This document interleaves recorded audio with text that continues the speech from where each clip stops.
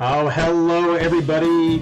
Welcome to MLS Fantasy Insider. And I forgot to hit stop on the music. Thank you so much for joining us tonight, those of you who are here with us in the stream. As usual, we're going to get started with the quick social media plug. And that's the on-air button. There's one.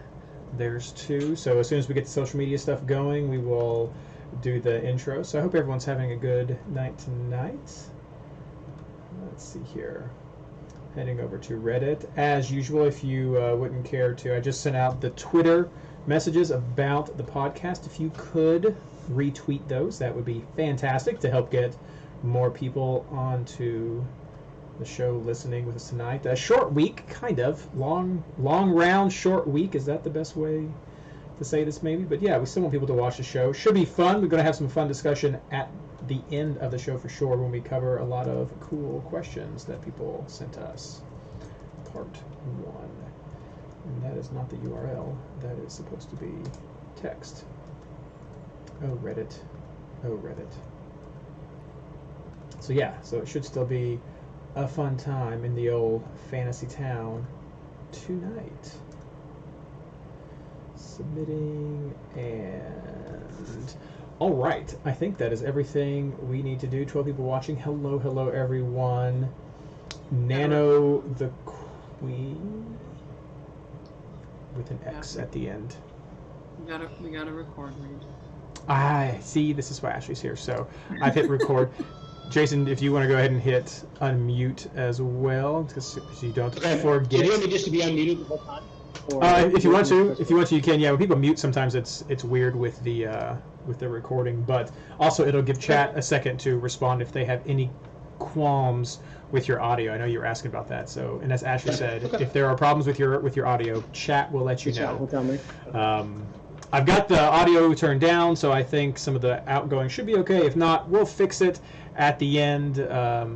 Hitting the record, but yeah, fix it in post. Recording in progress. And there we go. Now we are recording, so we should be good for the separate audio streams. All right, a new guest touches the bacon. Yes. All right. Well, if you guys are ready, we're gonna get started. And can anybody hear my fan? Is that a problem with anybody? No. Okay. It's kind of toasty up here. So let's get going. Hello and welcome to episode 10 of the MLS Fantasy Insider, our preview of Round 8, Part 1. This episode is brought to you by Clint Dempsey's Camouflage Formal Wear Collection. From the deer blind to the bright lights of the televised sports commentator's desk and everywhere in between, Deuce has got you covered. But I tripped over that, so sorry, but it was a good one. It was still a good one. No, actually brought to you by the amazing Patreon supporters of the MLS Fantasy Insider and MLSFantasyBoss.com. I'm your host, Reed Connolly from MLS Fantasy Boss, and tonight I'm joined by our co-hosts, Blaine Riffle and Ashley Savage. And I'd also like to welcome our very special guest and longtime Patreon supporter, Jason Morris. How are you all doing tonight? Good. I'm doing good. Yeah, I'm happy to be here. I'm a little tired though because I was up late watching people chuck cups of beer at Gio Reyna's head last night. So I'm trying to stay late. Yeah, that was something. That game was epic. Yeah, something just doesn't quite hit it, but that was amazing too. I didn't get to actually watch it all because coming home from a late weekend with a now 8-month-old, and I just got to see some of the highlights at the end. And I was like, oh yes. Oh man, I mean it's like you. I mean I've seen the Dos Aceros. I've seen Brian McBride in the quarterfinals in like 2002. And those are more important games. But this game, for me, I told people, I was like, this is the best U.S.-Mexico game I've ever seen for the theatrics of it. I mean, it was the most Luka Caffey. Sure. Yes. For sure. Yes. Tata Martino got a red card for hugging the referee. Yeah, only Tata. Yeah, no, I mean there were very good competing brought to you bys this week, but I had to go with the Clint Dempsey one, so that's fantastic. For those of you who are listening to the show tonight, watching the show tonight, you're listening later. For those of you watching the show tonight, you'll notice that I am not wearing my typical FC Cincinnati jersey. I have a throwback jersey on here. Sporting Kansas City. You see, we've even got the old little MLS logo right here, and that's because if you saw one of my tweets earlier yesterday, I actually had to send out two because even I got confused. Round 8 is being played over 2 weeks. And I'm going to hit on this again, but I want to do it right now at the top of the show because it's very important just to make sure people have their mind wrapped around this 2-week round. There are only 2 teams playing this weekend, one of them being Sporting Kansas City, the other one being Austin. I don't have an Austin jersey. Chris, if you guys down there in the Verity one hook me up, that's totally cool. But I'm drinking the unofficial beverage of Austin, the unofficial sparkling water of Austin FC. Waterloo, you can get this almost any place. But I think the only way to respond to that is in honor of us is just go, all right. That's all I can do. But no, so I have a Sporting Kansas City jersey, and I decided to wear that one tonight just since I wanted to have some representation onto who was playing, and I thought it would give Blaine a kick to just pop in and see it. So there you go, Blaine. There you go. Yeah, I love that jersey. That's an old school jersey. Yeah, way throwback. I think that was the second. I think that's the second Sporting Kansas City branded jersey ever. Oh wow. I got this in like 2013 or 14 when I finished top 25 in fantasy, and I just picked a Sporting Kansas City jersey. Yeah, they ran the solid Sporting blue with the collar to start, and I think that was the first jersey when they broke from that. But yeah, so that's what's going on. If you are listening to us and you want to see this spectacle, go ahead and tune into the YouTube and just catch this first little part of the replay, and you'll see it right there. So it's good. But let's get on because we have a great show for you tonight. We're doing a little bit of a recap, and we'll do maybe an abbreviated version of this next week. But we're going to be answering fantasy questions, sort of a what have we learned so far after 7 rounds, and this was Jason's idea, and I thought it was fantastic to help us have more, because we can't really give a lot of player recommendations right now because there's still a week before people are even going to be back, so crazy stuff could happen. But we can talk Sporting Kansas City and Austin, and we can talk about some of what we've learned after 7 rounds, so should be fun. Stay tuned for the end and we'll get into that. But first, the abbreviated round recap, and I'm just going to go ahead and start because I'm not going to talk much this round. I had epic fail in round 7. I hate the international break, and this year it really bit me in the butt with one of my worst scores maybe ever. Nothing worked out for me in the plays I was trying to make. I got 66 points, and it just sucked. Everything. Mostly, to be fair, it was some of my switcheroos and my defense that didn't work out. My midfield was fine. I could have had a better captain, but it was mostly fine in midfield. But some of my switcheroos did not work, and my defense did not come through me at all. I was kind of in the same boat as Skylar was, but we had different defenders. And so, so just general suck. It was a horrible round, and my takeaway from round 7 is international breaks suck. So that's enough for me for a little bit. Blaine, how'd you do? I got an 82 for the round. I'm not the happiest about that score because I've got some bad ones in there, and honestly my draft team, if you take away the captain's bonus and the MLS game, my draft team outscored my fantasy team, which never happens. I got a couple of them right. Krylock and João Paulo were 2 good ones, but then I had Atuesta and Zelarayan for a 2 and a 4. They were both on my bench, thankfully, but I was busy with Lily's birthday and didn't get Pulido into my starting lineup. He was on the bench, but that meant I had Diego Rubio in my starting lineup still, and so I took a 1 there. It's just I'm not happy with most of my scores, but I still managed to get an 82 on this, so I can't complain too much. I moved up in the overall rankings again. Didn't make Champions League this time. Team values not quite with the leaders. I'm a couple million behind. But overall, I can't really complain, but I feel like this was an opportunity wasted, and there were so many other players that I kind of looked at one point that I didn't go with and would have really pushed my score up to that next level. Ashley. I did okay, but still some frustrations. I had 75. I moved up in overall value or team value. I think we all had that Lennon bust, which was really frustrating for that price point. I had the one Chicago defender that got subbed out with the clean sheet, so that made me feel special. But then this is the last time I'm ever going to say this, and this is a promise I'm making on this podcast. Spencer was out of town camping with our son and forgot to set a team and didn't have service where he was.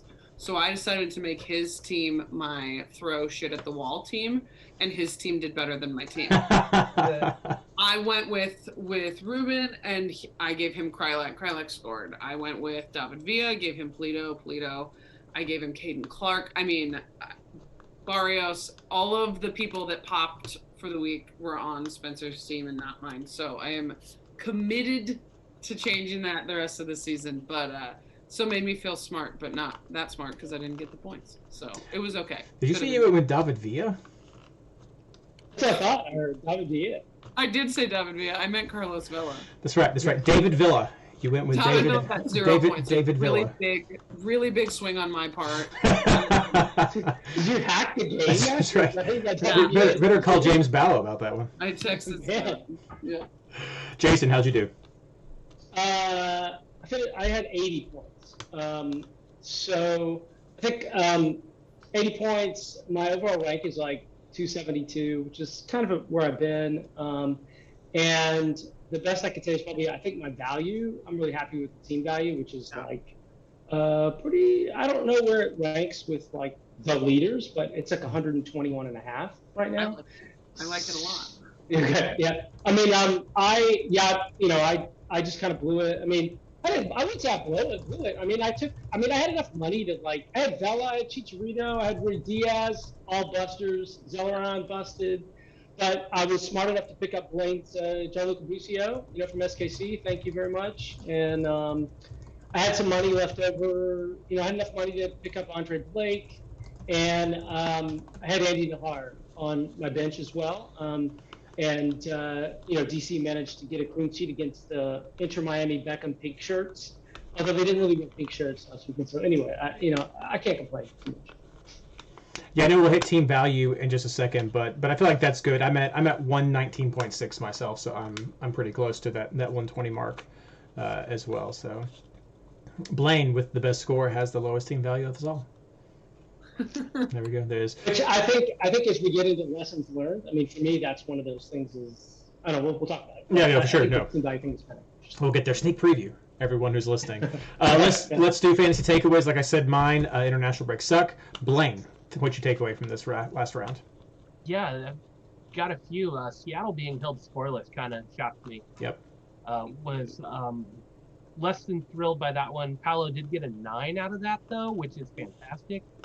But I think Seattle's been kind of riding that bubble for a little bit, and it may be starting to burst to a degree. Because I mean, it's Austin. Austin's playing on the road all this time. Their defense has been hit or miss. I mean, we talked about Stuber getting bonus points because of the number of shots he's facing. Just kind of a shock right there. Barrios hit.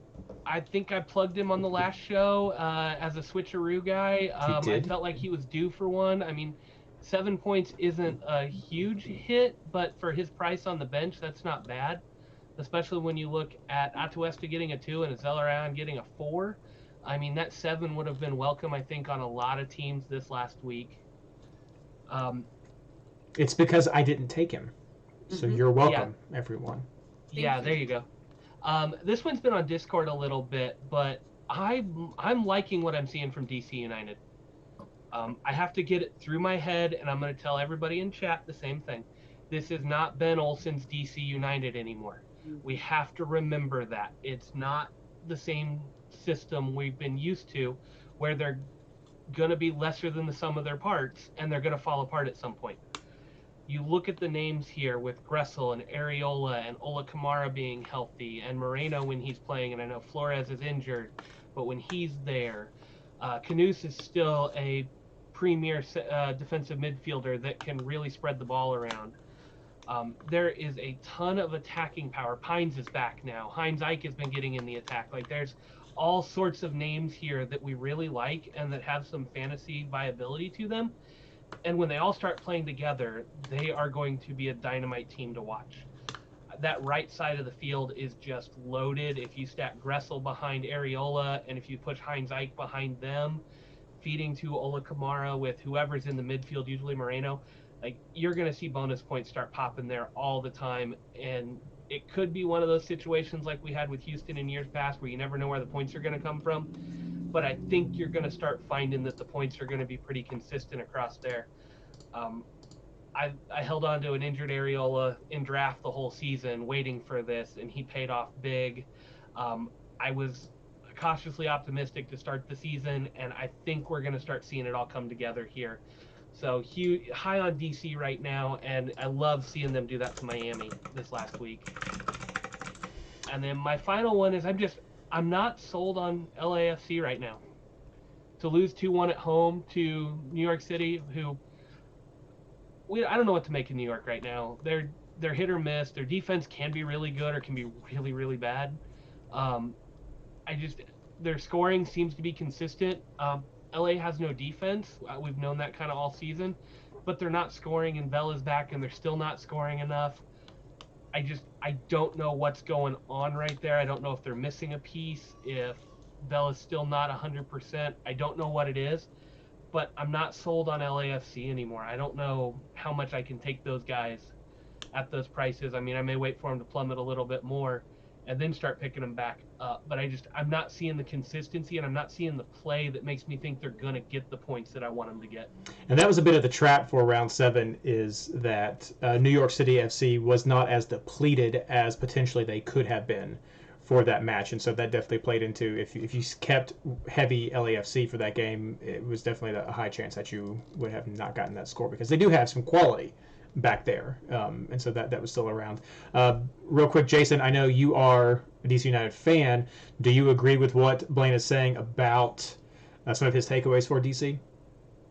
Yeah, I mean, I would say I'm probably a little bit less bullish on the fantasy side than Blaine is. The stock that I'm buying is Hernan Losada's system. Like, I have season tickets. My girlfriend and I have been going to matches, a few matches that we've been able to see, right? And the one thing you've noticed is they're creating chances.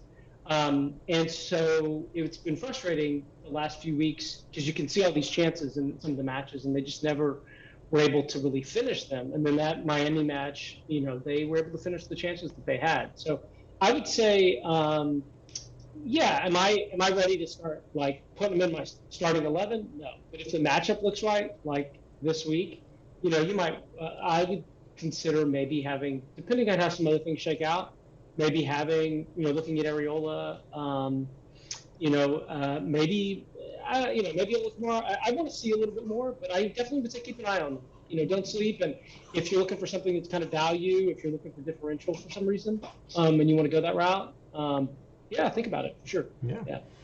That was not a blip. The finishing was maybe something you haven't seen before, but the number of chances they created, they're passing the eye test. I don't know, like Ryan Anderson or some of those other guys you have, like in the Discord, can do the stat part. I can't tell you the stat part about what their XG is, but just the eye test, they're creating far more chances than Benny Ball, for sure. There we go. Discord guys were quick to point out they got 3 goals on a 1.6 expected goals against Wow. Miami.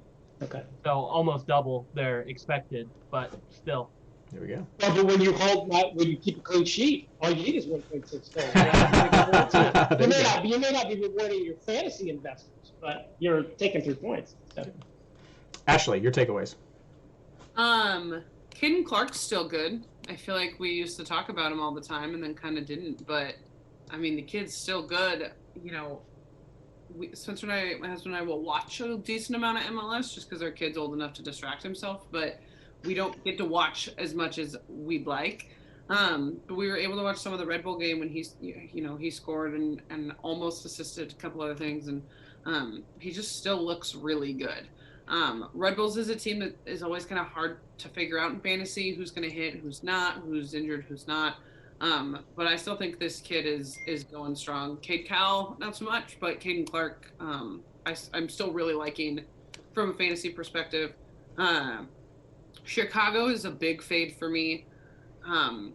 I kind of missed the Stojanovic train, and so I've been kind of paying attention to them in fantasy a lot the last couple weeks, and just such busts. I don't know where Baric is. Used to be such a consistent pick even when the team itself wasn't playing as well. I don't know if the team has had a lot of injuries, but I keep wanting to pick them when they're at home against moderate teams, and I keep being really glad that I didn't end up picking them. So even though it worked out well for me this weekend with the one guy who held a clean sheet, I'm fading them from fantasy pretty hard right now. Nashville and Seattle are still undefeated. They feel like weird undefeateds because there's a lot of ties on both sides, or at least a lot on Nashville's side. But that's something I like to pay attention to when it comes to fantasy, because I feel like it's inevitably going to stop. I think Seattle got a little close to that this week with that at-home tie that no one saw coming. 0-0 tie, nonetheless. And I've just been relatively impressed with Nashville on this massive road stretch right now. And while I don't love them going back to SKC and playing in SKC for this first game of the round, if you will even call it that, I like them at home. I'm excited. Their stadium's going to be at full capacity. They're doing season opener, home opener. I'm kind of interested in some of these guys on the road or at home after finally being home from the road. Stuver somehow worth $7.5 million with 45 points across these first couple weeks, which is insane. And they have a lot of, that's not one example, but they have a lot of cheap options across their defense and midfield that I'm just kind of keeping on my radar. I don't know how smart that is for this week, considering they have to do both, but that's double game week, which I'm sure we'll talk about later, you only have to hit one of those double games. So I'm just kind of interested to see how they are now that they get a home field for a little bit. Jason. Let's see. What did I tell you guys? Let me look at my notes here. For me, I think premium forwards completely busted for the whole week. I don't know if that's like I did some quick. I sent you guys like this thing. I love that. I love that. Yeah, no shit on Scott Redpath, but like the top 10 people that he picked for last week, only one of the top 10 strikers got above like 3 points or something like that. So maybe that's unprecedented. I don't know. It definitely, we'll get into this further, when we talk about strategies or what you might think of, moving the game forward this season. But I don't know that I want to spend all my money on premium forwards like that, depending on how kind of boom and bust they're going to be. And let's see, Carlos Gil is, I think he's like close to being kind of must own. He seems super solid. His floor is so high. I would think it's worth it to me. I don't know if there's anybody in the game that's got a higher price tag than he does, but he's got a really good. His floor is so high. I think it's worth doing that. I'd be interested to hear what people have to say about Zelarayan, because Columbus. It's been 2 weeks. I can't remember. They won that match, but Zelarayan only had 4 points. So I don't know if that's a blip in terms of like just Zelarayan's contributions or what the story was there. Philadelphia. We could probably. I think maybe we sleep on them, or I don't know. Sometimes I'm like, should I take Philly's defense? But they're really solid.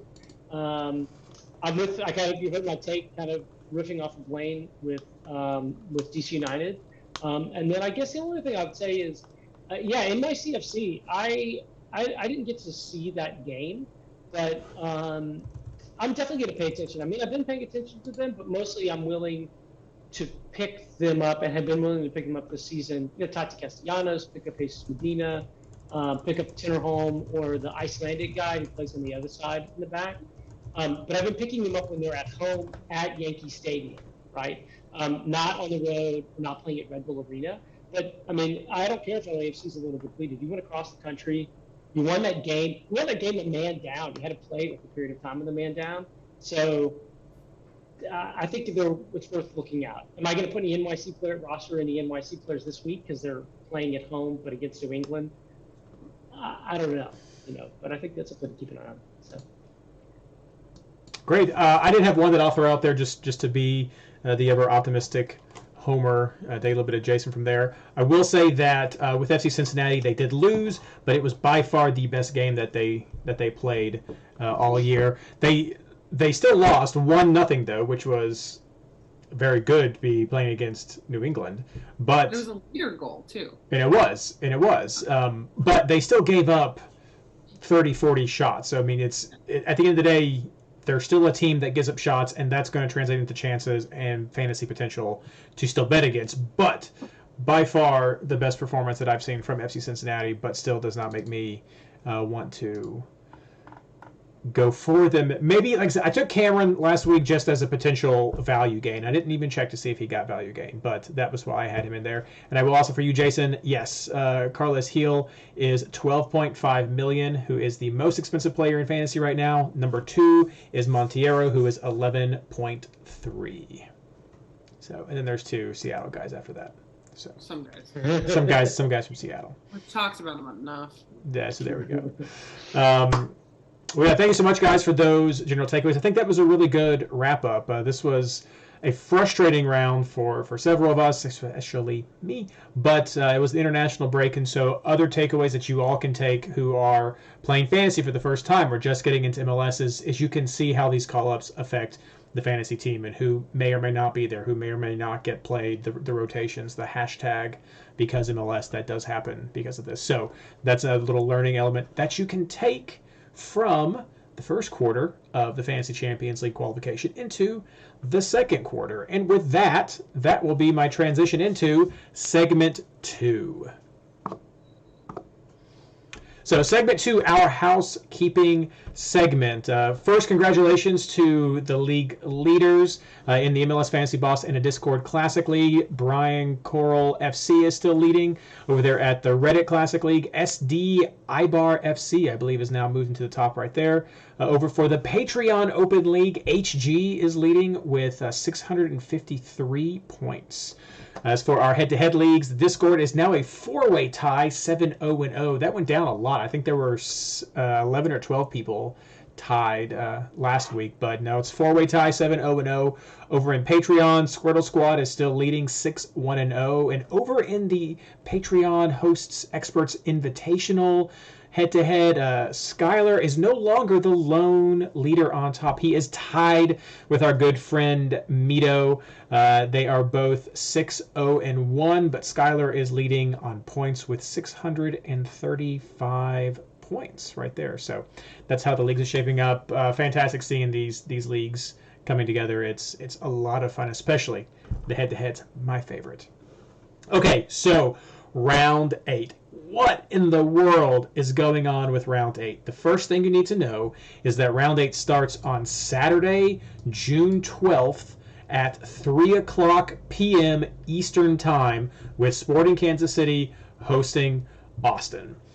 As I said at the top of the show, this round spans 2 weeks. So we have games this Saturday and then all across the next calendar week on Friday, Saturday, and Sunday. So we have the 12th and then the 18th, 19th, and 20th, I think is what it is. I don't have my calendar pulled up. But Friday, Saturday, and Sunday of next week is still part of round 8. So this is a 2-week round. This is one of the reasons why I always say round and not week, which maybe throws some people off. But I originally thought when I just first looked at the schedule that, there must have been a typo. This must be a Wednesday game. That's crazy. And then I sat down and re-looked at it again. No, those dates are correct.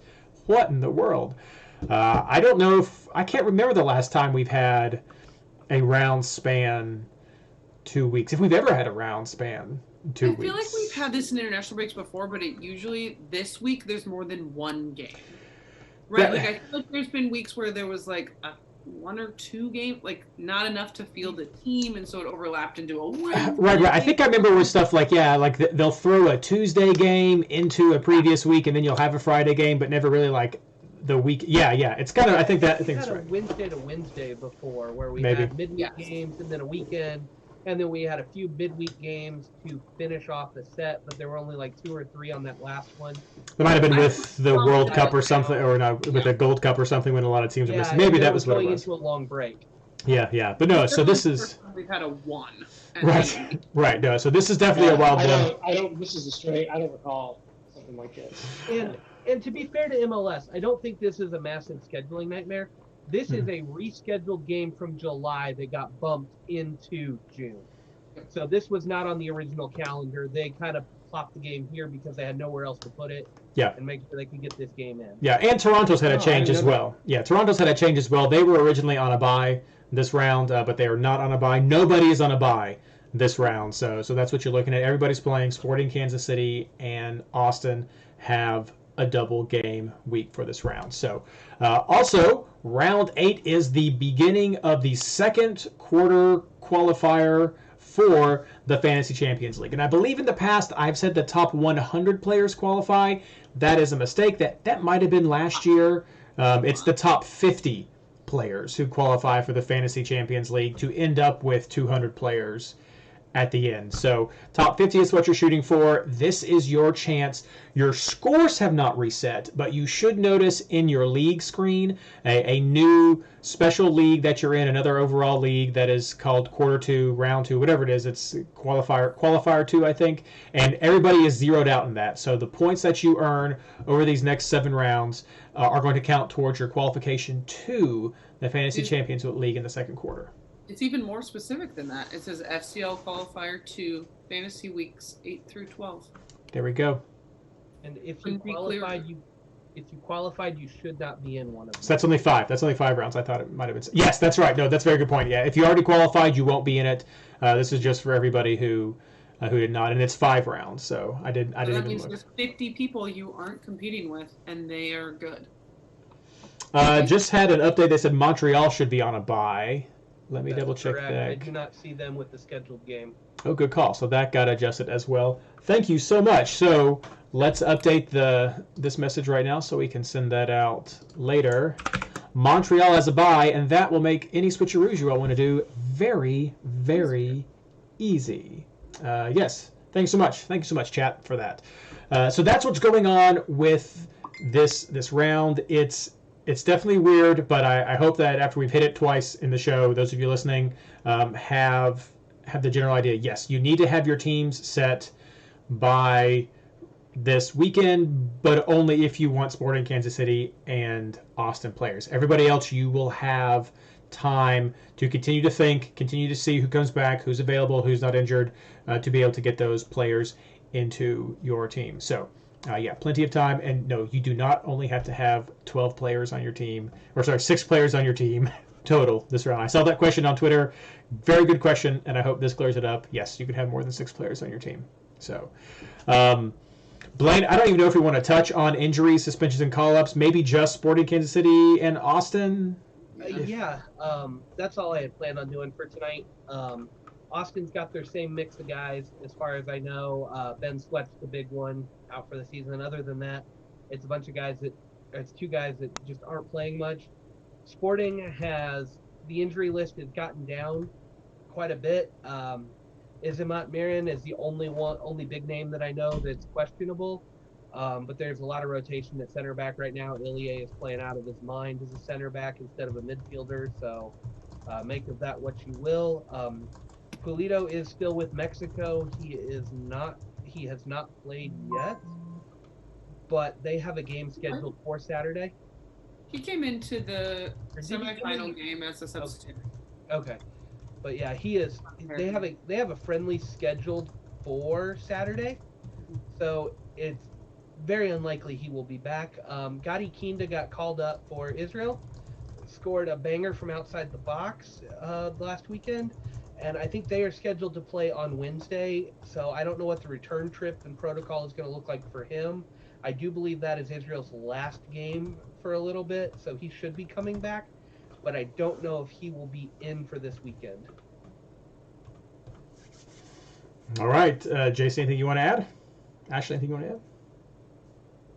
I mean, no. Nope. Like, I just want to check. Be sure before we move I on. appreciate it. Yeah. Yeah, I mean, I didn't realize. I thought that Polito had gotten called up, and then I wasn't sure. So that'll change the Kansas City players I was going to take.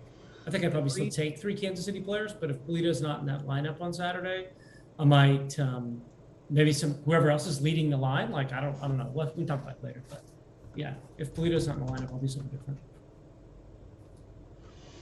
All right, well, with that, we're going to move on to our modified segment number 3, the fantasy lessons that we have learned so far after 7 rounds. Okay, so we're going to talk now what lessons have we learned so far after 7 fantasy rounds. And these questions, got several of them from Jason. This was his suggested topic for our conversation tonight. Since we don't have as many players, don't worry. We're still going to touch on some Sporting Kansas City and Austin players that you want to consider going into this weekend if you want to pick them up. But we also got a few questions on Reddit and Twitter that we're going to share, and one very special Star Wars question at the end of the show that the host emeritus Mike sent in to us. So this is a nice little bit. I hope you all enjoy it. Sorry, I was just getting some little social media plugging for this last part. So let's start out just a real quick part. Sporting Kansas City and Austin players, who are you all looking at for this round? Let's start with you, Blaine. This is a hard one for me. I kind of want to see the lineup, but I'm really tempted. Melia's got to be on your list. And really, any defender on both sides of the ball of this matchup are viable. Throw them on your bench, see what happens. Austin is on the road, so it's not the greatest one to look at, and they do play a little bit later in the weekend, so you don't have a lot of switch options after you see both scores. But they are home against San Jose in the second game, so I'm kind of looking at the second games too. If you go Sporting, I would really limit myself to a defender or Melia, or maybe one of each if you really want to go crazy on it. And then Bucio is probably the only one I would recommend outside of that. Shallowy if you want to take a flyer, but I don't think he's as productive without Polito there. Bucio's average is good. His price is okay. You can slot him in on the bench and see what he does. You can see 2 scores this way. I think he's a guy that would benefit from getting to see 2 scores. Even if you're planning to keep him for both, they play third to last game of the weekend on their second leg. So I like that one. Komanic for Austin is another one I want to throw out there. He's a defender that's on some set pieces, and I think that could play in huge for the San Jose game. I like him on my bench this week, and I think you got to throw him in for that first game and see what happens, and you got to lock him in early. So he is one I would look at, and then the other one, depending on what lineup Kansas City rolls out with, is Cecilio Dominguez. I think he's ready to go off. He's had one really good game with 2 goals. But I like that San Jose matchup for them. I really do. I would be willing to ride him out through the Sporting game on the bench just to see him play against San Jose. We've talked about it a little bit, and I know we'll talk about it more. The premium players are not hitting all the time, and it's getting harder and harder to predict. I think this is a week with Dominguez being 7.5. You could stash him on your bench and have a 7.58 million backup forward, possibly Ola Kamara out there, and you run with him on the bench, see what he does, and if you don't like it, you go with somebody else later. There's enough cheaper options. You can run some switcheroos and fit somebody in like that. But that's really all I'm looking at this week. I think there's too much rotation in the Austin midfield, and I don't trust that first game, and I don't know what rotation you'd see for the second game. So I can't really go with anybody else besides that, and I don't like Sporting on the road for that second game as much. Ashley. I'm gonna throw out something that's a little different from what Blaine touched on, because I agree with everything except for Dominguez, because I think he is a sucker. But I like Nick Lima in this game because it is a return for San Jose, the team that has scorned him. I don't know if that was actually if he wanted to go, if they wanted to get rid of him. I have no idea. But I always kind of like that, especially in a home opener for him. He's done okay. I mean, he's definitely not been the Nick Lima that we know from fantasy in the past. But he's only 5 million. So that's an easy plop on the bench for me. And if he hits against SKC, which I don't really think he will, great. But I expect him to at home. I'm also paying attention to some of these really cheap midfielders that they have. Stroud and Fagundes have both played in all 7 games in some fashion. Fagundes is 5.7, and if you remember, was scoring goals in the beginning, not so much now. And Stroud's 4.4. I mean, he's got to be one of the most productive, but cheap at that price point, playing in 7 games. So if you're still looking to price build, or if you're like me and you just haven't really built up as much as you want. I mean, I feel like I'm doing okay in a big group comparison, but I'm always going to take a couple of cheap bench players that are on a double to just throw in. So I'm paying attention to those. And then I also do like Kolmanich, Lane? I think that's it. I think so too.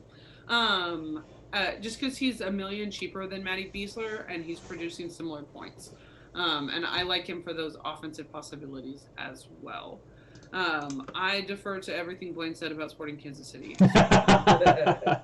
Also, how I feel. Jason.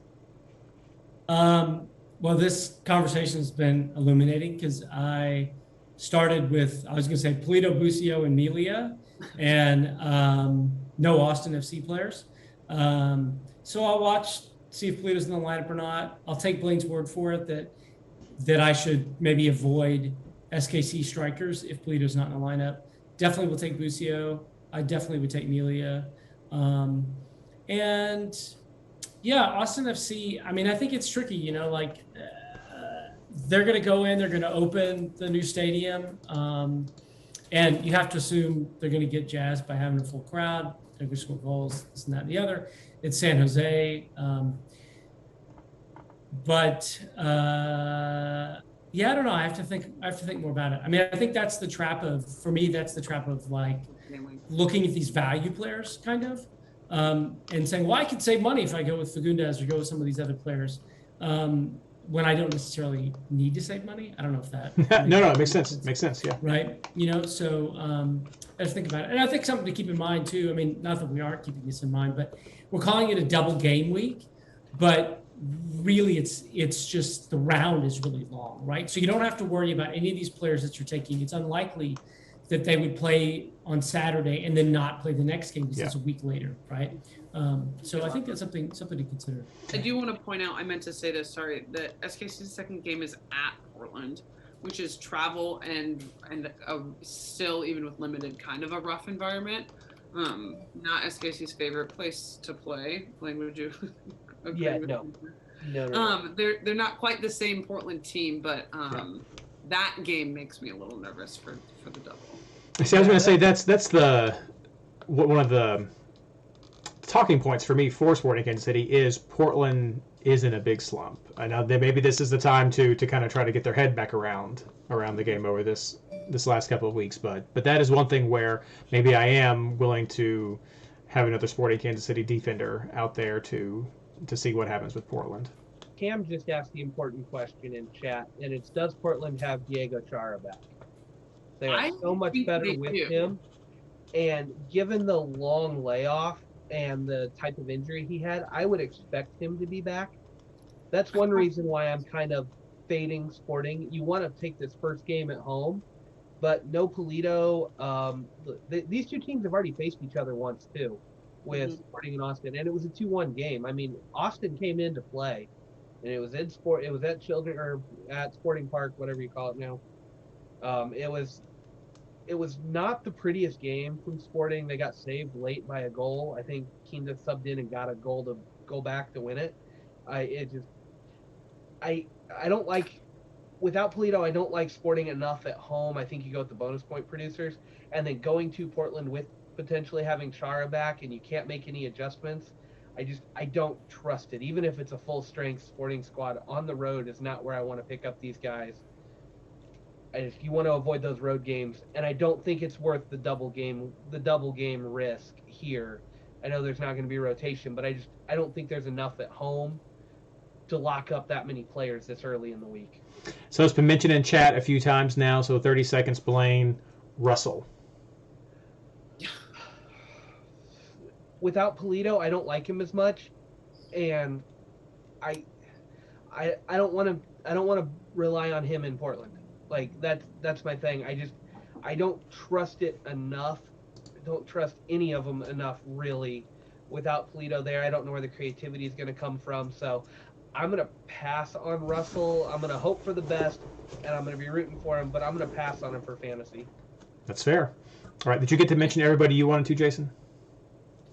Yeah. Good deal. Sure. I just read very quickly. It sounds like Diego Chara should be back after the international break, is what Stumptown Footy is saying.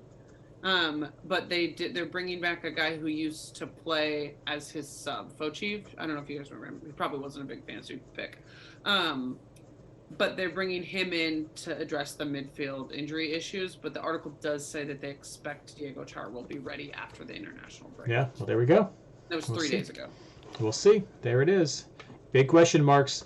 Okay, well, that's all we're going to do for Sporting Kansas City and Atlanta. I do think the one big takeaway you can take is if you are going to be going with some of these players, your bench is going to be your best spot for having them either as a keeperoo or just as your switcheroos to see what happens from these games. So, and it's almost the perfect scenario because you have a week before you have to worry about your next player. So plenty of time to preview those points. Really a 6.1. I mean, that's a budget keeper who's going to start if I've ever seen one, right? Yeah, no, so lots of good parts there. All right, let's move on to our first question that we have. One of them, I think this was one of yours, Jason's. What formations have we been using the most after these first 7 weeks of fantasy? So I went back and looked at everything that I have used, and I have been mixing them up a lot, for sure. The only times I've doubled up, I've used the 4-4-2 twice, and I've used the 4-5-1 twice as well. I did not check to see who subbed in with switcheroos. That's just the team I went with right there. What I can tell you is that I've gone with 4 defenders or 4 midfielders 4 times of these first 7 rounds, and I've gone with 3 forwards only once. So I still feel like I'm very much playing my style, going with a heavy midfield team. I think that's where we've been seeing a lot of the points this round already, and that's probably why I've only played 3 forwards once, and I'm usually using forwards. I'm usually using at least 1 forward as a switcheroo, and then I'm going to throw someone cheap on the bench to be an actual switch. I have a forward scrub to help with my switches as well, and then I'll usually go with 1 or 2 defenders. So I'm playing kind of cheap in the back with my defenders as well because I've had the rough time hitting some clean sheets, and clean sheets have been sort of few and far between this round as well. So I've been focusing a lot on heavy midfield lineups. What about you all? Jason, this is yours, so I'll let you go.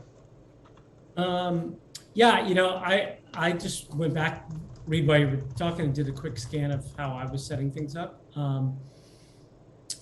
I mean, I think I've probably slowly moved in the direction of heavy in the midfield. And I would certainly say thinking about this little next chunk of the season with this second kind of Champions League 2 or whatever, the next phase of the season, I'm going to go that way as well as far as how I'm setting up the team and where I'm putting my money. So, and it looks like in most cases, I rarely use like a striker as a switcheroo position. I won't put a scrub in. Maybe I'll put him on the bench. Like I'll find some value in the strikers. So, but definitely I think the midfield for me is a place to keep looking. Yeah.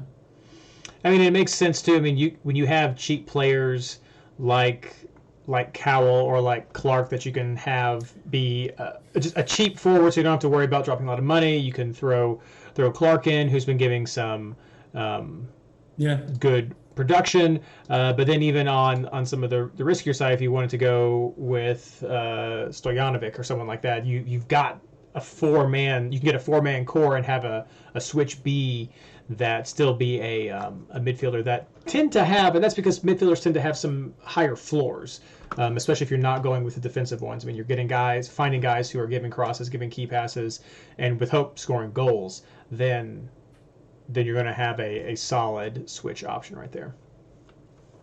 I tend to run a 4-4-2 most of the season, or as I like to call it, the Seattle Special season. Just because I tend to swap in and out bench and field players before roster block a little bit, if that makes sense. Like, so I'll load up a whole team, and then I kind of waver on who I want on my bench and who I want to start. I don't often just like budget or like maybe this guy will hit with my bench picks. It's usually someone that I really think will hit, but maybe not as much as Heel or Monteiro or whatever. So the reason that I like a 4-4-2 is I can have a defender, a midfielder, and a striker on my bench. So those are just 3 different positional options for me to kind of think about who could or couldn't hit. But whenever I have like a bench point I need to come in, I will always scrub another defender. I try to never do 2 scrubs. I know some people have been doing 2 scrubs a lot this year, like for money, like to have more money. But I don't love that tactic just because I feel like it doesn't kind of help you in the long run, but it might help you on the week. Also, I feel like if you need 2 empty spots, not because someone hit, but because you're just like, I don't know, right? Like, if you should just start that player. Two of your bench players are going to come in for you intentionally. Just start them, if that makes sense.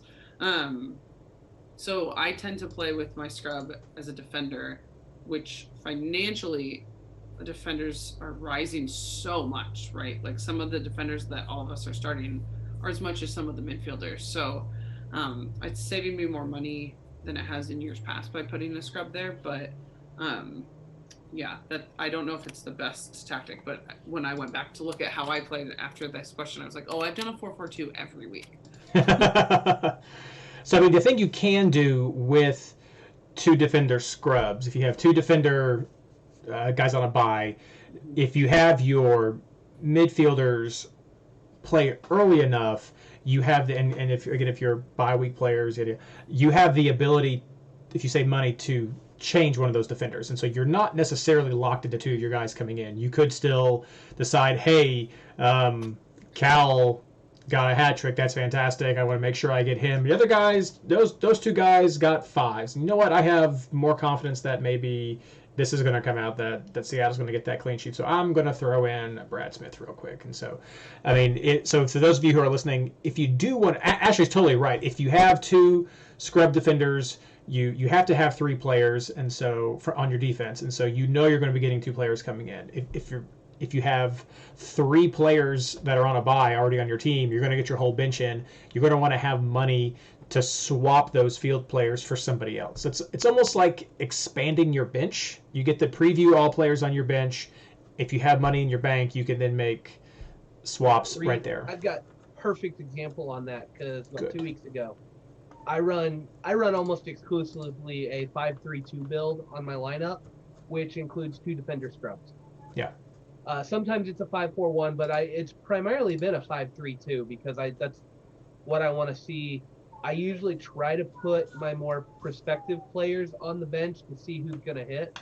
Kind of run it like an auto-roo with a few of them, but I tend to see those early scores, so I'm not scrubbing out somebody. Like week 1, I had Shallowy on my bench, and he scored a goal in that first game. Turned out great to have that 7 points on my bench, but he could have just as easily gotten me that too. And then I'm not really out anything. I'm kind of you play the money game with that. Stojanovic has been a good character to put out there. If he hits, great, I sub him in. If he doesn't hit, okay, I'm still looking at the price gain for that guy, and I look at price gain guys.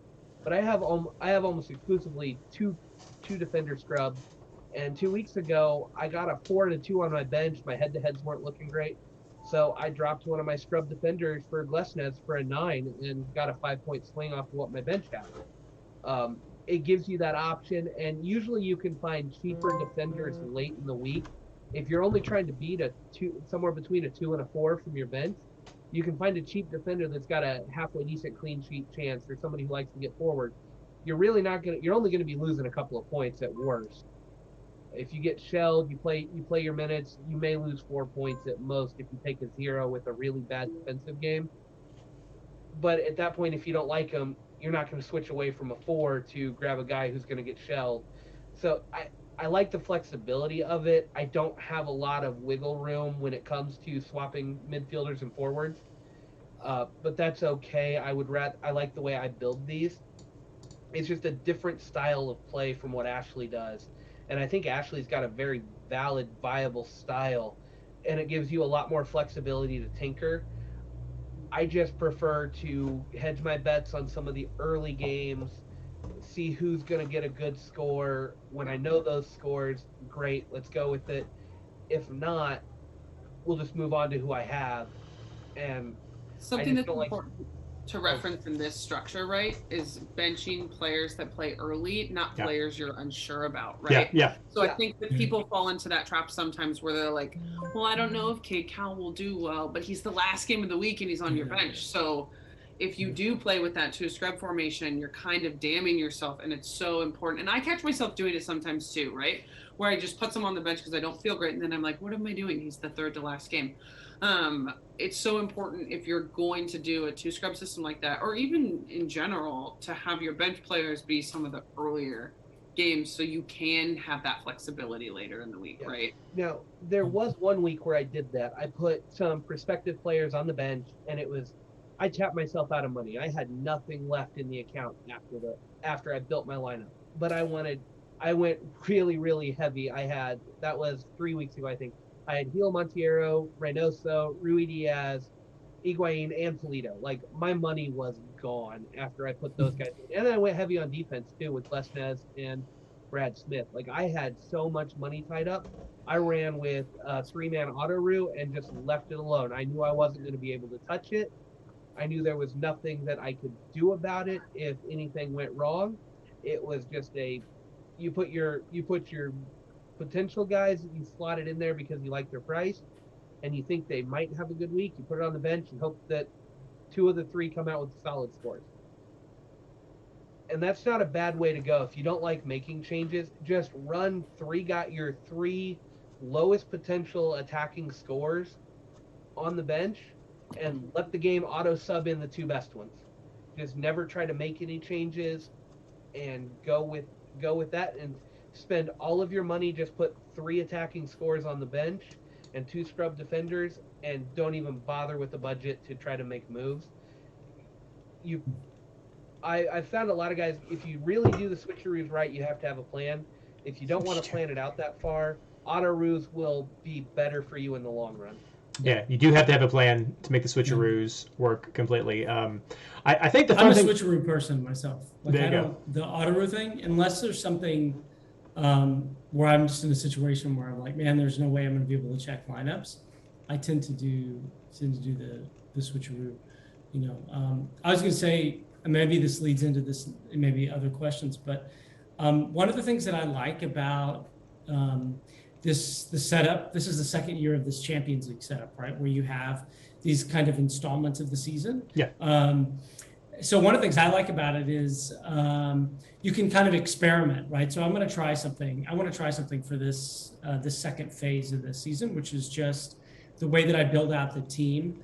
I'm going to try and put 5 midfielders on the field every week just to start. So I'm going to start 5 midfielders. I'm going to put all my money the first time I build the team.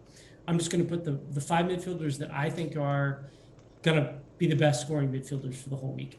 And then try and figure out, like, kind of to triangulate a little bit, like spend some money on one attacking, 1 forward, spend some money on 1 defender that I really want, put them out in the field, get my keeperoo set up, and then the rest play around a little bit.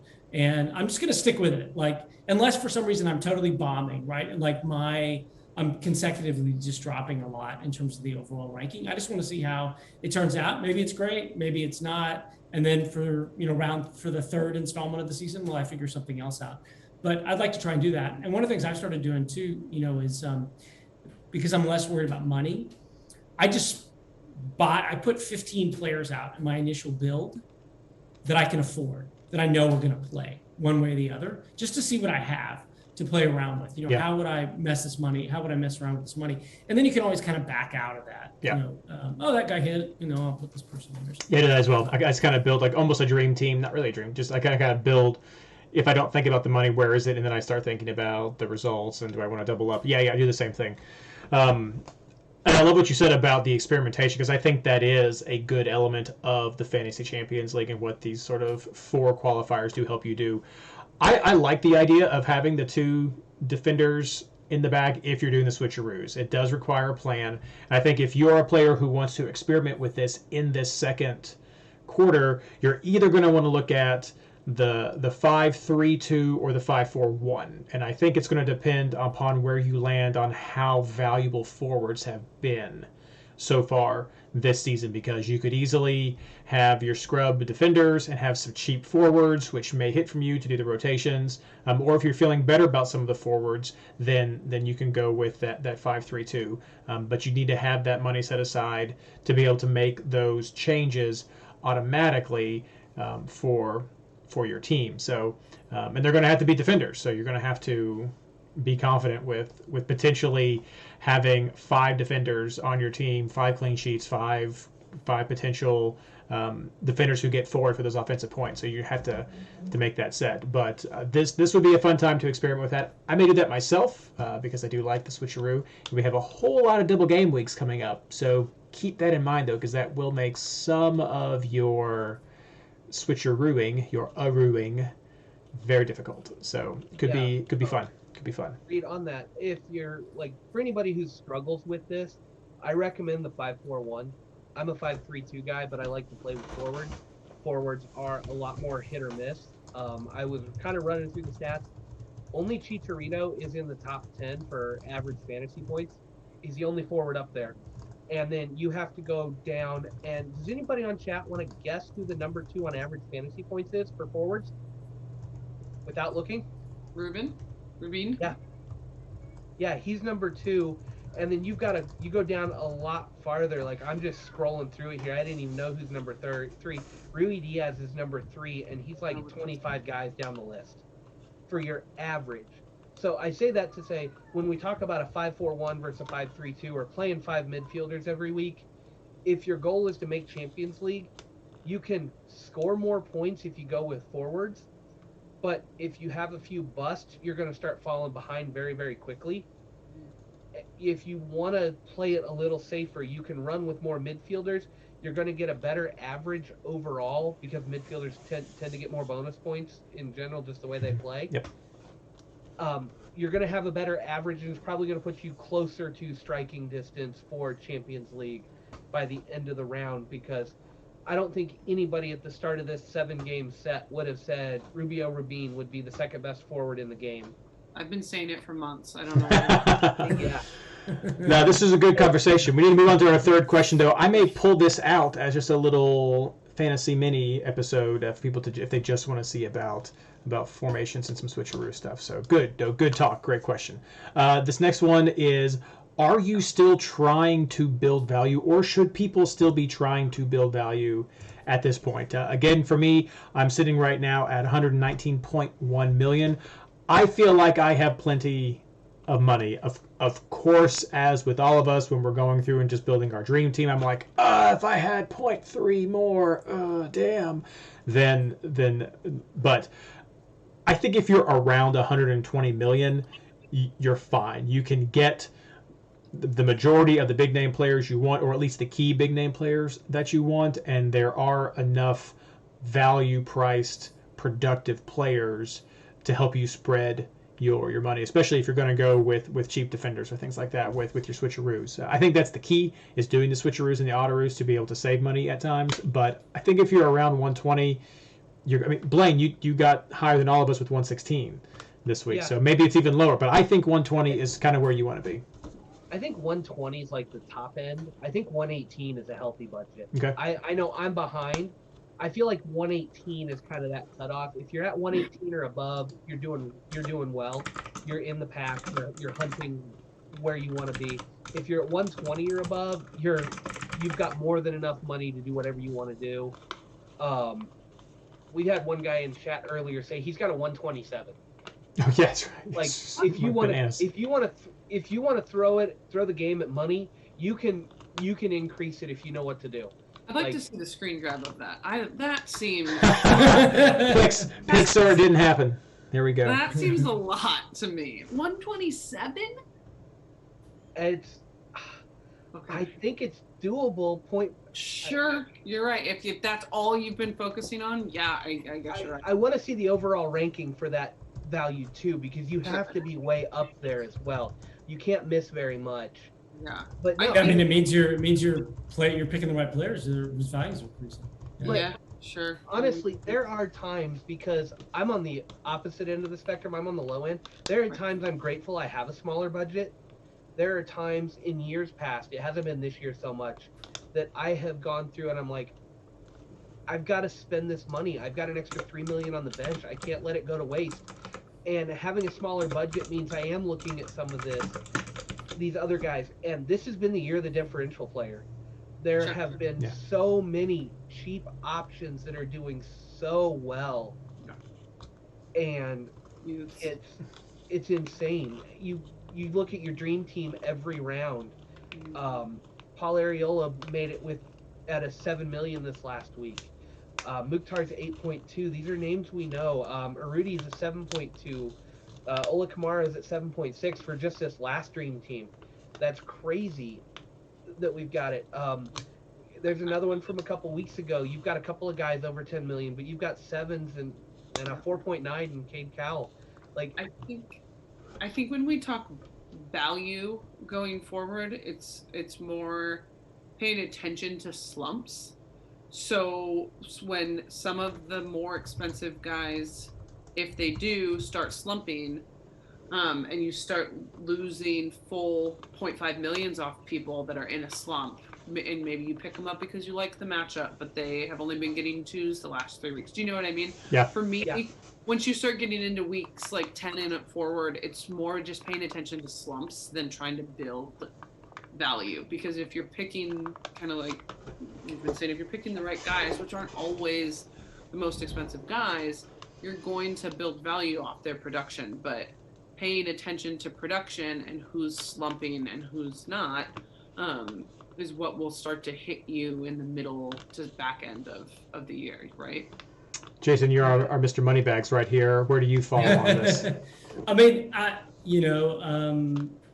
think I alluded to it earlier. Like, I think it can, it's a trap, right? I don't know. I mean, I think it's an admiral. You can get into this idea, like Blaine said, like I got to spend all this money, man. I can't leave, $3 million on my bench. Like I could buy, I couldn't buy Daryl DK. I mean, but I could buy somebody for this. You can't even buy Daryl DK. I mean, he's not. I mean, I guess he's gonna come back for that. You can. You won't get any points for him. But I mean, I think it's. I don't want to lose any more value, but I'm not worried about increasing my value. In fact, I'm trying to think a little bit more about to take advantage of that money that I had. I mean, I think that's kind of the my idea of trying this experiment out, right? Which is let me see what I can get. How many players can I get for 15? What kind of players can I get? Can I fill out my whole roster, 15 players?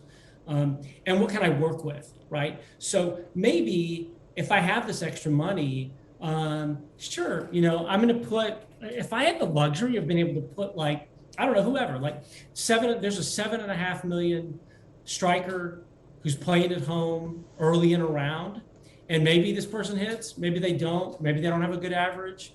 But heck, like Maxi Urruti. Let's just take Maxi Urruti, dude. I would not touch Maxi Urruti in fantasy. I mean, if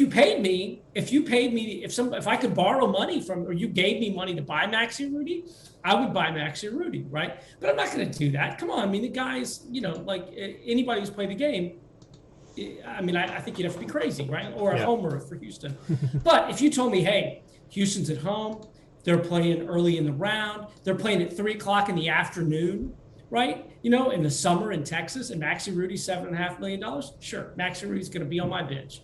And if I get nothing from him, okay, I've got some extra money in the bank. I mean, but I he has wouldn't. 7.2 and he has 42 points. I just wanted to, I don't know why I feel the need to. Hey, I mean, maybe I'm just afraid of Maxi Rudy. Yeah, I'm not gonna touch Owned it. by 1% of people. And Yeah, it's the same way that I can't wrap my head around like some of those Nashville guys, like Yonder Cadiz and Mukhtar. I mean, I know that I'm supposed to be kind of picking them up, but there's something. I've got this Nashville block that's like Walker Zimmerman, or maybe Dave Romney. I don't know.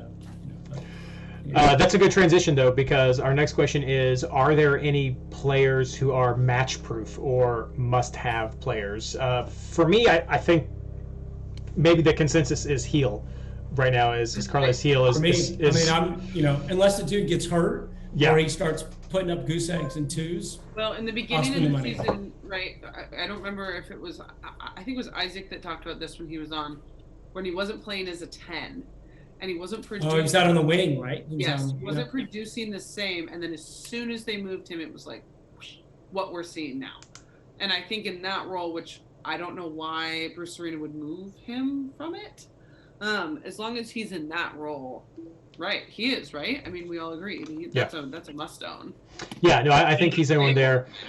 And then how you were talking about Nashville after Heel, I think there are a lot of question marks there. I think there are a lot of guys who are top of your short list if they have a home game or something like that. I feel like Nashville is one of those teams, but like Leal has been a guy who I've gone to often. A Nashville defender, be it Romney or maybe Lovitz. I feel like I've drifted towards that often this season. Maybe Philly. But I think really the only must-have guy like week in week out right now is Heel. What do you all think? Yeah, Carlos Heel's definitely there. Montiero for Philly is pretty close. Yeah, that's fair. Yeah. Yeah. Yeah. 59 points over 8 games, 7.3 average. Pull up his numbers really quick. I mean, he's 30 points behind Carlos Heel almost. Yeah, he's 30 points behind, no doubt. But he's got 1, 2 in there, and the rest, the other 2 lowest scores are a 5, a 6, and a 6. Mm-hmm. I mean, like 1, 2, and that was versus Carlos Heel. Like, João Paulo has the same amount of points as him.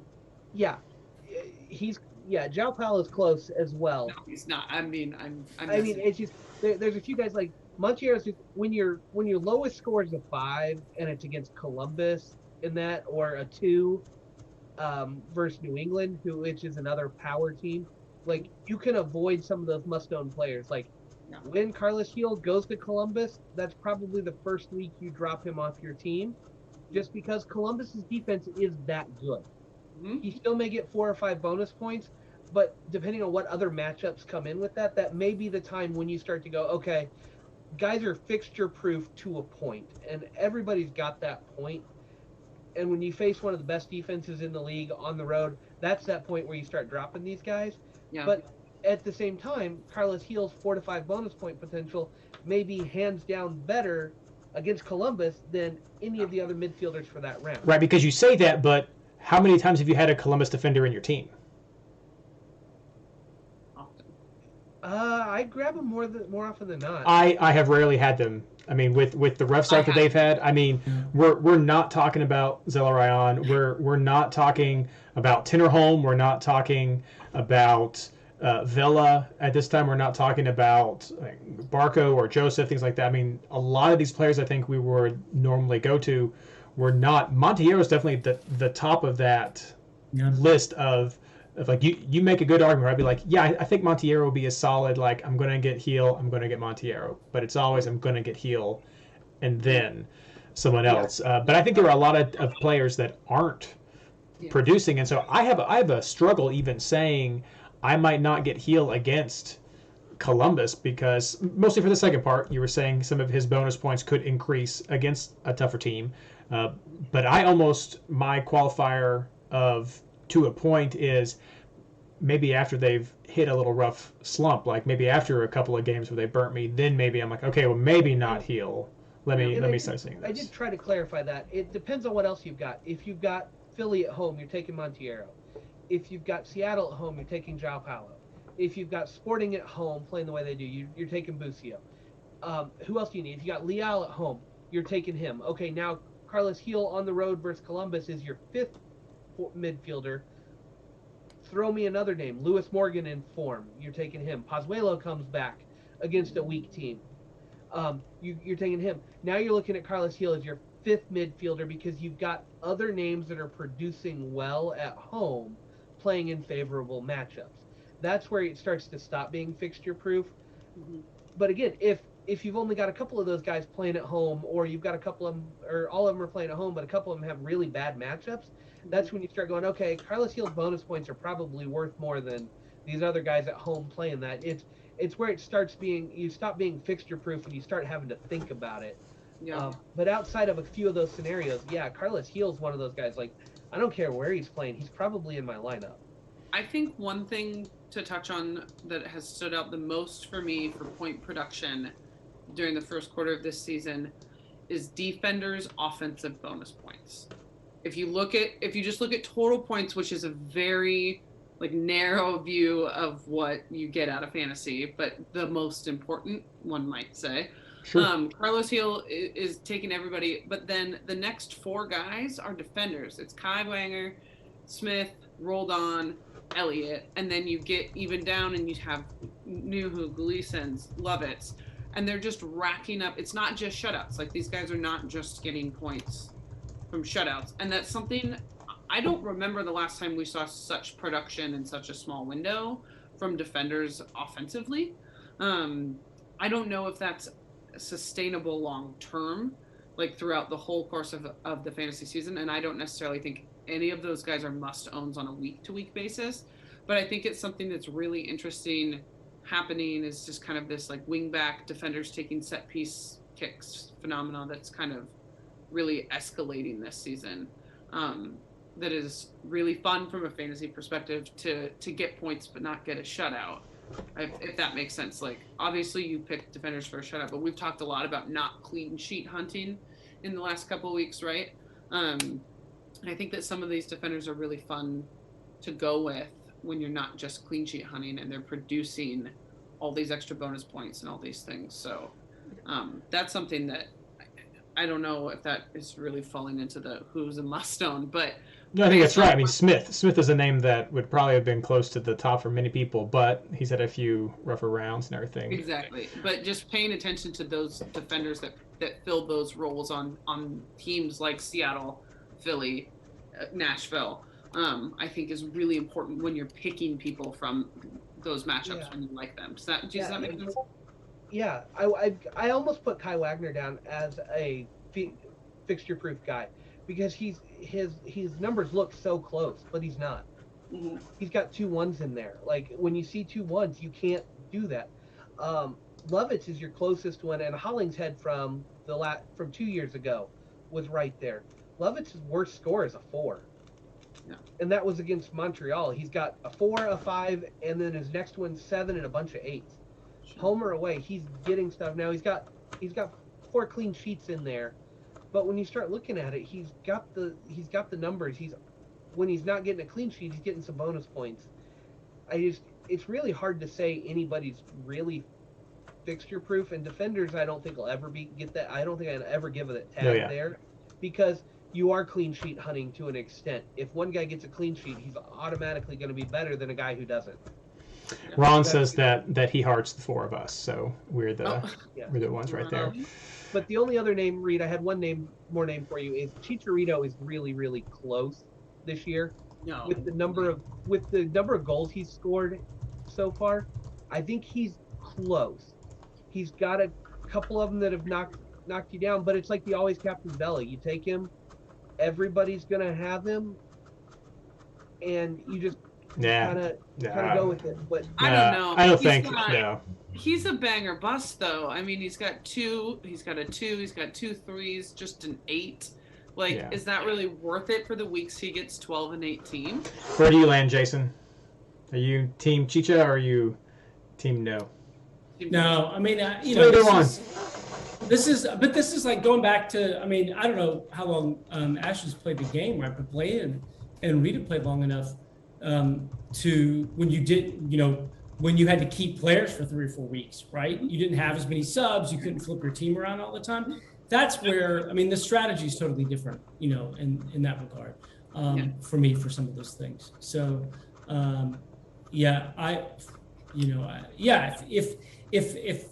if it was owning Chicharito for a while and I knew I couldn't get rid of him, sure. But especially after that last week that we just had, when everybody busted and you spent all this money, no, I don't think, besides Heel, I don't know, And I would say too, if you're looking at money and you're looking at to the point about defensive attacking points from defenders, right? I don't know if there's even a way to do this, but like this week, for example, I think it's Brody, this guy who plays for RSL, right? It's not really this week, it's this round, right? There we go. That dude, like, I'm not saying he's great, he doesn't have Brad Smith numbers, but you've got these defenders that are basically asked to do the same thing, but they're not as expensive. Yeah. So maybe that's where you go, and I would take, like, if I could find 4 of those guys, or like 3 Brody price guys who are playing that Brad Smith role on a less known team, I'll give you that, especially if they stack up in a way that I can trade, put this guy on the bench. He didn't work out, okay, another one in, or whatever it is, and try and spend the money that way. That was But that's not the last answer. week, right? Yeah. I took him because I thought they might get a clean sheet, and he does get up in the formation. Yeah, the way they're playing. Yeah, I've been wingbacks for years. That's good. And you're fantastic for the transitions there, Jason. So talking strategy, best strategy to maximize your double game weeks. What do you think, Jason? I don't know. Especially this week, it's tricky. You could hear Skylar. I don't know. I'd be really interested to hear Skylar, because Skylar's usually going to say, 2 bites at the apple, 2 bites at the apple, 2 bites at the apple. It's only 2 teams on this round, Yeah. So I could say that over the last couple of years, and even probably this year moving forward, right, this season, if it's a more substantial double game week, I'm probably going to take more double game week players. But I don't know. In this case, I still haven't looked at the matchups that much. I think it'll be between now and Saturday. I kind of want to look at all the other matchups for next weekend's games before I decide if I'm going to take 6 SKC and Austin players. And just to determine what I'm going to do. I don't know that I have a strategy. I change from week to week. Outside of this week, like, what's your general strategy for the season? Mostly taking double game week players who I think for me it's more, especially since this change with, it's not points collected over the 2 matches and it's the best of the 2. I definitely have taken that into account more. So in some cases, if I really think somebody's got one good matchup, I'll put them on. I don't know. I just change from all the time. I can't tell you guys that I have. I think in years past, before the change, when you were going for a double game week, you definitely were just loading up on all double game week players. Because Skylar's right, 2 bites at the apple, and it's not. Sure. That's not wrong. No, now. You were getting like center backs. Yeah. You were people you knew. You were getting 4 points per minute.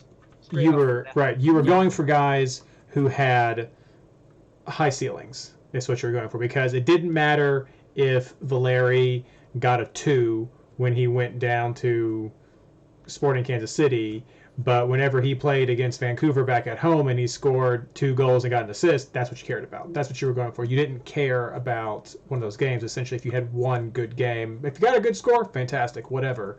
But if I thought I was going to do well, or if you had two home games, you were like, yeah, for sure, double home game, I want both of those guys.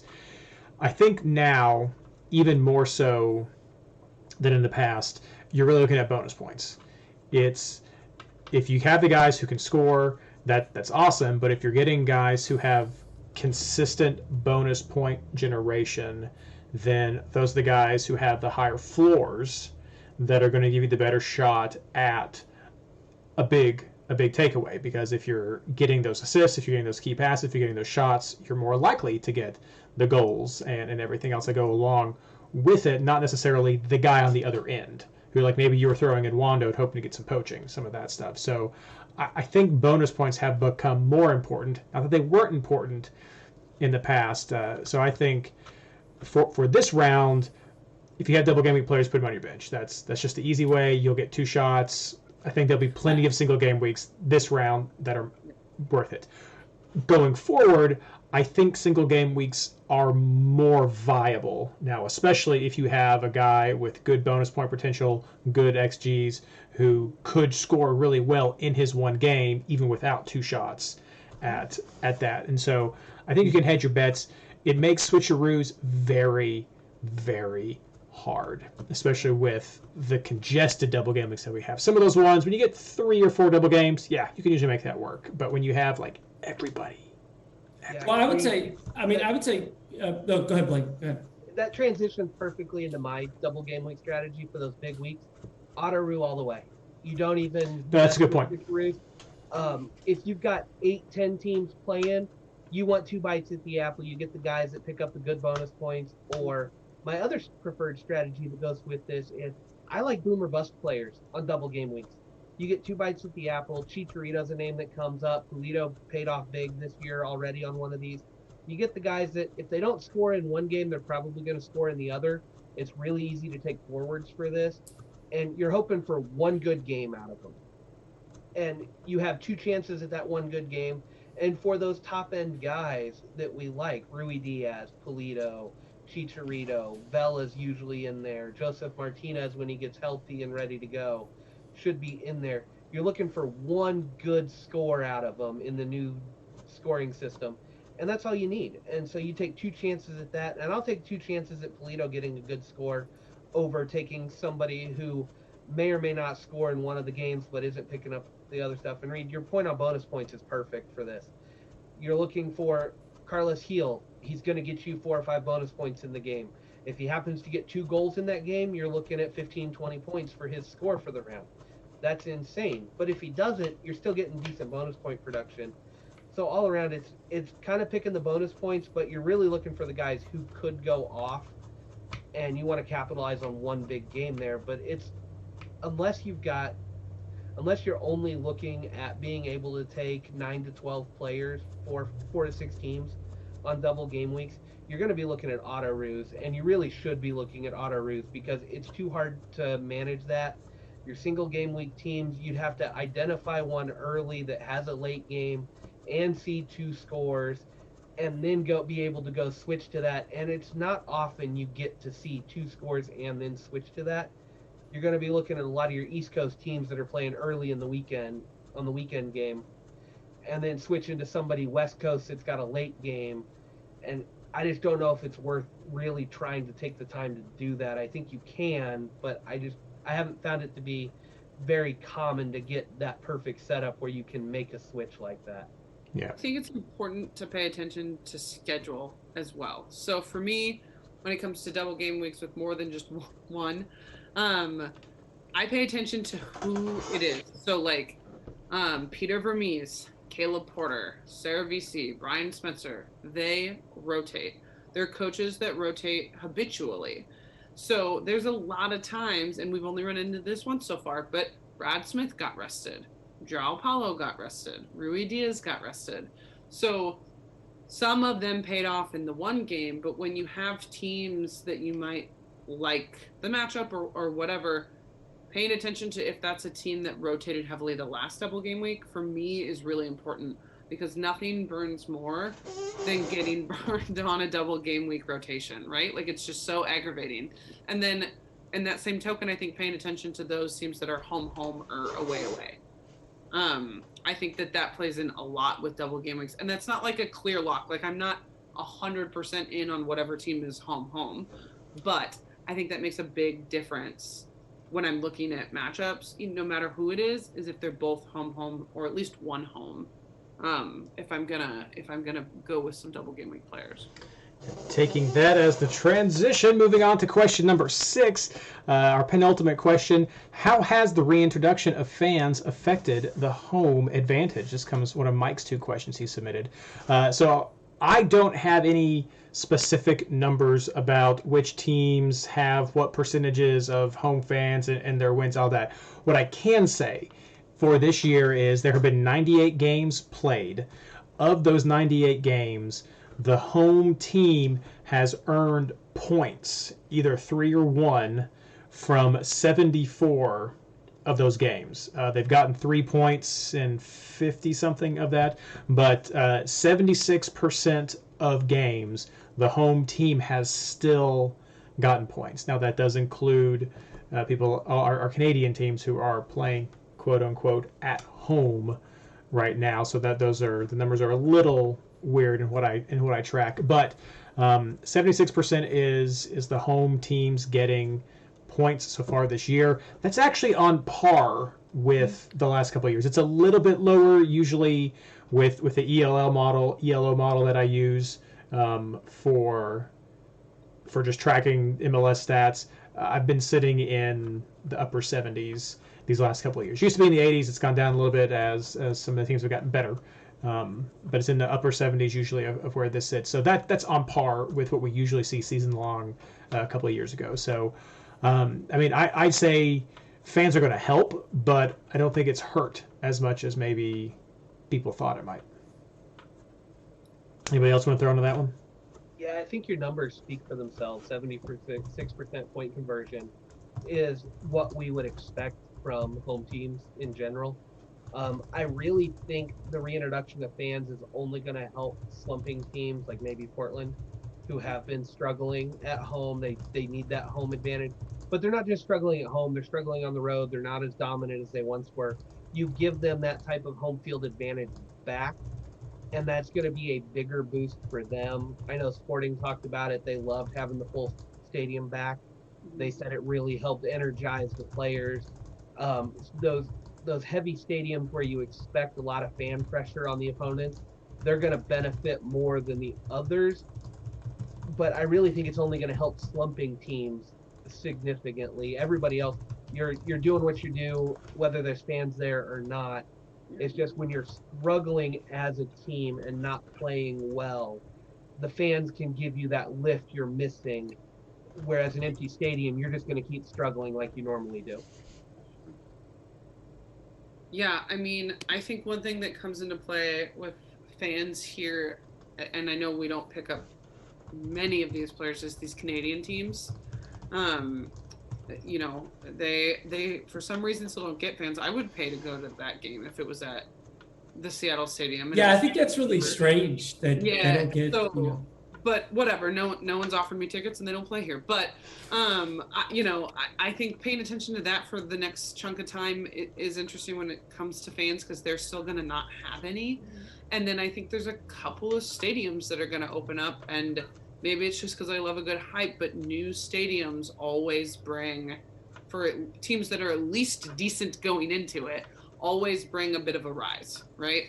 And so I think that's important to pay attention to for Columbus, for Austin. Is there another one? Am I forgetting one? Is there one more this season? No, right? On the same token, though, when Nashville opening a new one? We did. You did. That's what I'm thinking of. And we lost. Well, but barely, we said. Remember? It was really close. New England wasn't our home game. The first one was against Miami. Yeah, first one there. Oh, yeah. Okay. Well, I might be at the Columbus game, so there you go. We'll see. But Come also, see me, everybody. when NYCFC has to play in Red Bull Arena and stuff like that, I just feel like that matters, and we don't see that in a normal season. So, to a certain extent, I feel like having fans helps a lot. But when you look at some of these teams that they're not quite home yet, or they're playing out of home, I'm paying attention to that in fantasy a lot. Yeah. All right, and our final. I can tell you that when DC United played Orlando here recently, I'm gesturing behind me because Audi Field is like out my back door. This way. Yeah, is that way? Yeah, right there. It definitely helped throw stuff at Nani.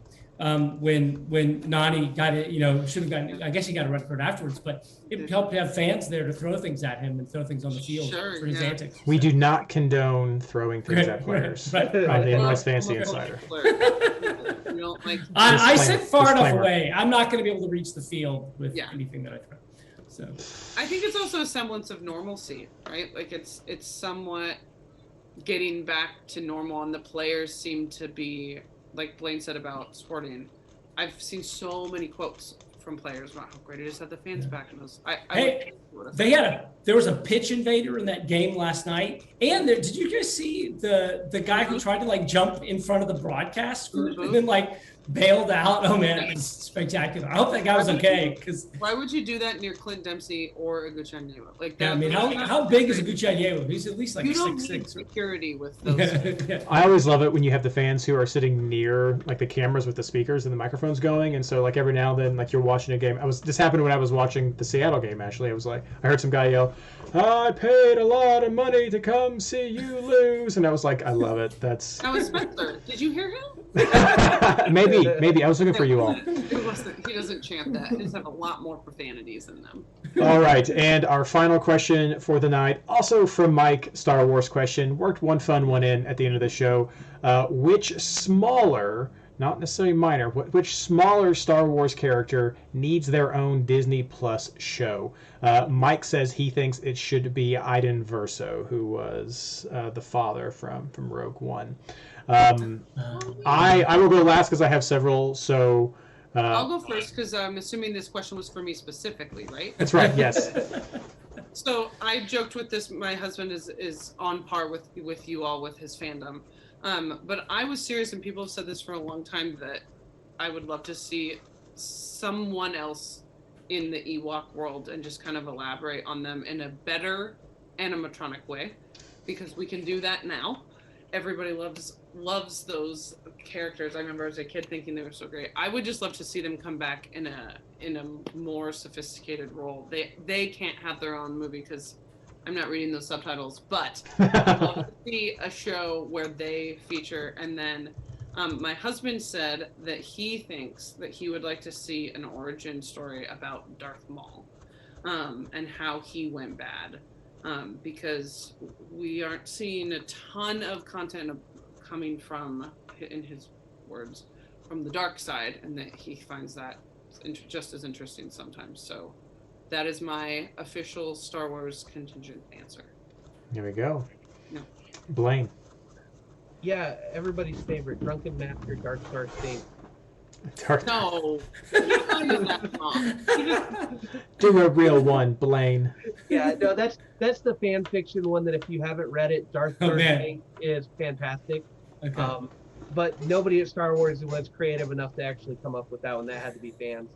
No, I would love a show kind of centered around 4 characters, but I want to see Yoda, Dooku, Qui-Gon, and Obi-Wan, and that lineage come through.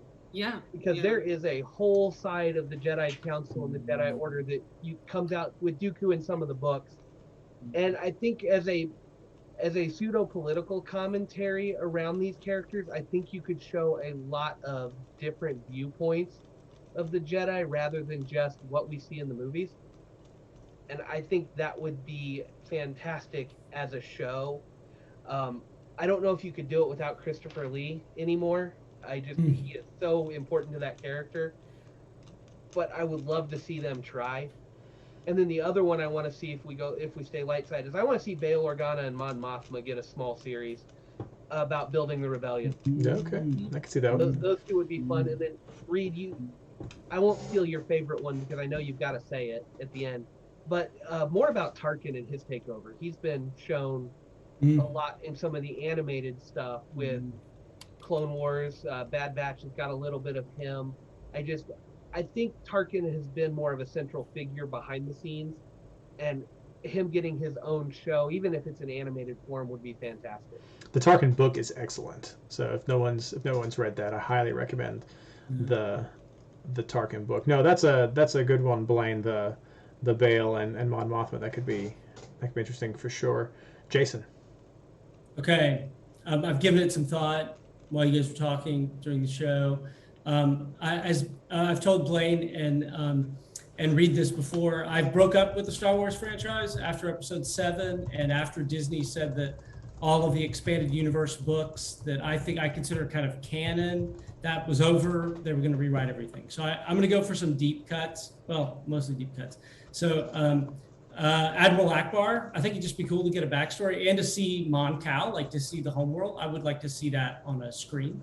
So Talon Card from some of the old, original expanded universe books. I think it'd be just kind of interesting to see. I don't know what Talon Card does. He's kind of like this kind of classy, international gangster guy. And the other two, there's a character named Droma. I think his name is Droma, and he gets introduced in whatever we're talking when everybody's fighting the extragalactic species. He basically becomes Chewbacca after Chewbacca gets killed, right? So that's a deep cut. I'd like to see what's happening with Droma, and then I'd like to learn more about the Jedi that Jason Solo learns from when he's captured, like the woman who kind of trains him. And you see bits and pieces of that in the same, whatever that series is. Yuzhan Vong. Yeah, Yuzhan Vong. Yeah, I can't remember what that woman's name is. The Jedi who kind of trains Jason when he gets captured by the Yuzhan Vong. But I think that'd be kind of neat. So those are my four. We're getting some pushback from Cameron in chat, but last question for Mike. Yeah, Jason. Before you get there, have you seen the Cartoon Network Clone Wars? I've seen bits and pieces. I need to watch the whole thing. Okay, there is a big feature on the Mon Cal in there. It's fantastic. Okay, yeah, I'll check it out. I'll do it. So for me, I was trying to think about a lot of what's already out there. I mean, I know there's lots of comic stuff. I know there's lots of book stuff. We have cartoons and things. And so I was trying to think, and lots of these people have bits and pieces covered. I know the Star Wars from a certain point of view, Empire Strikes Back from a certain point of view, have a lot of short stories that sort of bring in these characters, which is cool. But Mike was talking about Disney Plus series, and so these people don't have series, and maybe there's not enough content, extra content yet to really make a series. So I'm going to have to go with the first one, Cobb Vanth, who is the fake Mandalorian from Mandalorian season 2. # spoilers. You shouldn't have a spoiler by now. Cobb Vanth has a pretty cool, from what I know about some of his actual backstory and some of the other books and bits and pieces. I think that would be a cool show. Maybe not as long as some of these other ones, but a little mini show. I think Cobb Vanth has a cool story. A classic one, I'm going to go with Biggs Darklighter. Luke's buddy. We don't see. We know that he's made that turn. He dies in episode 4. I think there's some extra stuff we could see. Maybe saw a little bit of him in Rebels. I know we saw some of Wedge in there, but get a little bit of Biggs. That could be fun to maybe see some of Biggs when he was doing some of his. I think he was with the Terrifian Aces before he. Anyway, I think some of Biggs in there. The Rogue One commandos. So those commandos that come in and land with Rogue One. In that movie, I think there's got to be some kind of story there. And they have a book called Twilight Squad that basically follows a rebel army unit in some of their actions. And I thought that was really cool. Just it's a different side of Star Wars. We see this mystical side, but I've always liked just the grunts, the normal people side. And so I think a show that sort of followed the Rogue One commandos, maybe Band of Brothers-esque type, that would be kind of fun for me to see that in the Star Wars universe.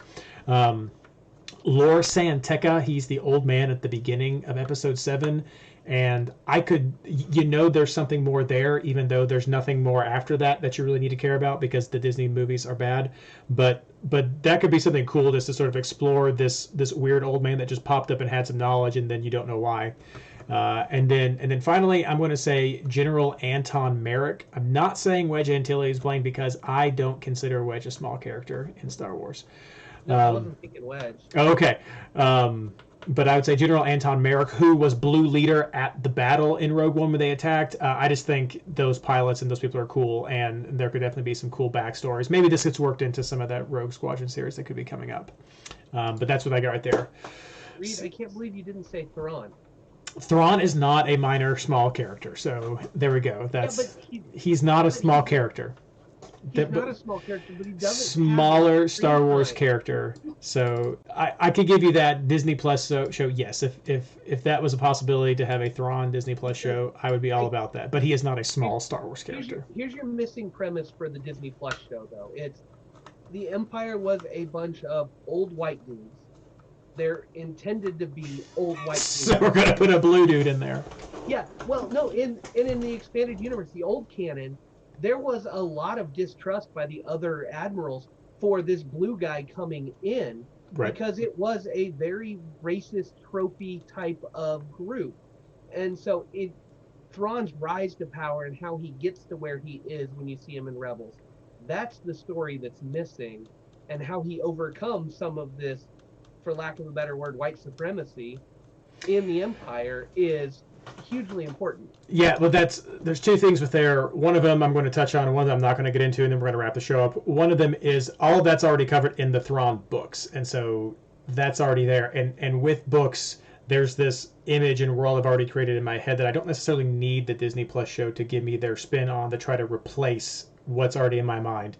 And two, I don't need a Disney Plus show trying to do political commentary on things going on today. I don't like media when it tries to make me think about things that are going on. My media consumption is escapist, which I hope this show is for a lot of people. And so I'm not interested in that from a Thrawn show. So MLS Fantasy Boss sponsored by Disney Plus. I'd take it for sure.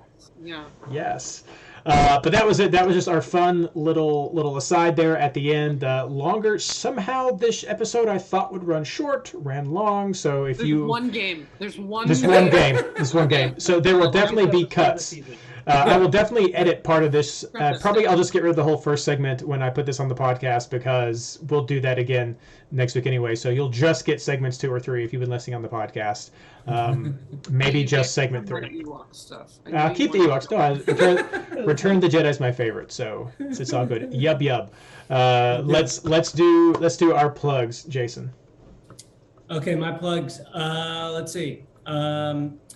Okay, got them. Okay, so first, Father's Day is coming up, so I just have to give a shout out to my dad because my dad got me into playing soccer when I was a kid, growing up in rural Texas in the early 1980s. So shout out to my dad.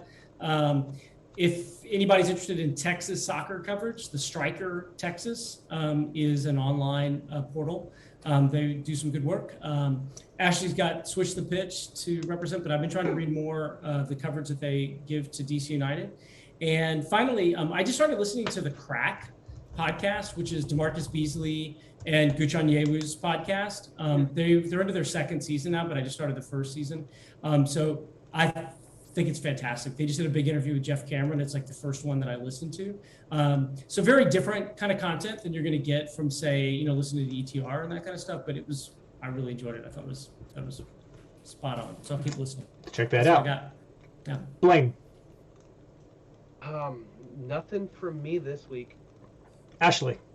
I'll shout out Father's Day because my baby daddy, also husband, got me into fantasy 9 years ago. So I wouldn't be sitting here with you guys if it wasn't for that cool dad. So I'll echo Jason on that. That one's fun. We don't do fun ones. We do real ones. So I liked that. That's right. Well, yeah, you upstaged us all with that one. So I'll do the real ones. MLSFantasyBoss.com, over to the MLS Fantasy Boss Discord, r/FantasyMLS over at Reddit. Fantastic communities, fantastic people. They are why I keep doing this. You guys are just an amazing group to be a part of. Thank you so much for listening and just being a part of that. So if you want to know more, if you want to get more involved, check out especially the Discord, but MLS Fantasy Boss and the Reddit as well also have great resources and communities for you to be a part of for all of your fantasy needs. So with that being said, yub and good luck.